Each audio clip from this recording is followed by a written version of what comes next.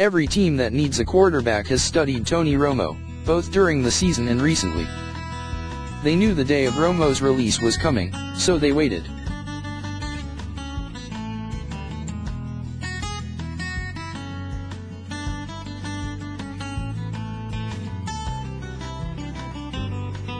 And waited.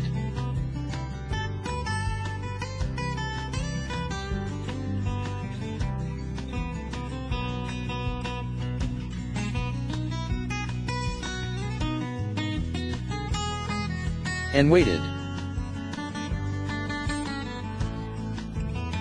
They watched film, and the film don't fib. They saw a capable, talented player who can lead a franchise. In recent years, he's cut down on the mistakes and interceptions. The belief, especially from two teams, the Broncos and Texans, I'm told, is that Romo can lead a franchise to a title. Both franchises, I'm told, believe they can win a Super Bowl with Romo. This doesn't mean they will sign Romo, or even publicly acknowledge they want him, but I know for certain both believe Romo can lead them far. There is that one glaring asterisk when talking about Romo, and that asterisk will be one of the most important factors throughout not just the pursuit of him, but of all free agency. He's brittle and can fall apart at any time, said one team official, who is on one of the franchises that might be in the hunt for Romo. The Cowboys have decided to release him, according to multiple reports. This ends a 14-year career in Dallas where he won a lot of games, 78-49 as a starter, threw some picks but was a good player and a solid teammate. Now comes the hard part for Romo and teams. The general consensus I hear in speaking with team officials, including some not in the bidding for the quarterback, is that he could be the prize of free agency. There's just that one problem. He could lead teams to a Super Bowl, one NFC general manager said, or he could break his leg in the opener.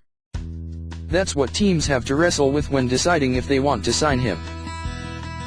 Romo is 37 in April and has seen the field in just 5 of the past 32 regular season games the Cowboys have played. Last year, he broke his back. 2 years ago, he twice shattered his collarbone.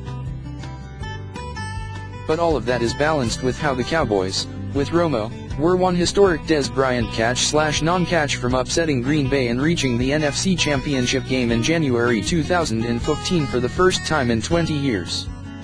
In the coming days, Romo and his suitors will continue to dance.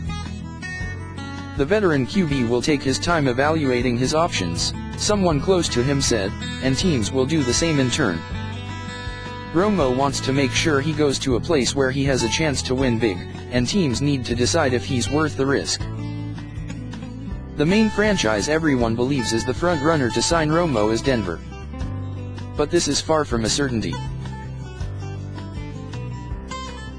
John Elway, who runs the Broncos, drives a hard bargain. He gets players at the price he wants, and if his desired price isn't there, Elway has zero expletives to give. If Romo's salary demands are too high, Elway could easily turn away. To be clear, though, what I'm told is that Romo isn't interested in a huge contract. Romo has saved his money, has plenty of it, and wants to make one more run at a ring. The Texans are the other possible franchise, though team officials around the league aren't as certain as it seems people like me in the media are. They're not certain Houston will admit it was wrong about signing Brock Osweiler, Osweiler. Yet Romo in Houston makes too much sense for the Texans not to pursue him. The team is ready-made for a good veteran. It has one of the top 3 defenses, a good running game, and went to the playoffs with Brock Osweiler, Osweiler. A Texans team with Romo is a Super Bowl capable team. A Denver team with Romo is one as well. I'm told Romo wants to keep an open mind and hasn't ruled out any franchise. I find that hard to believe. I just don't see Romo in Cleveland, but really weird things happen in the NFL all the time. Most of the team officials I interviewed believed Romo would end up in Houston, which means he'll end up in Denver. it's likely one of those two teams. Again, free agency always has a surprise or two, and sometimes what seems easy to predict turns out to be wrong, but that's where we are. There's one last thing on Romo. It's rare for teams to root for a free agent.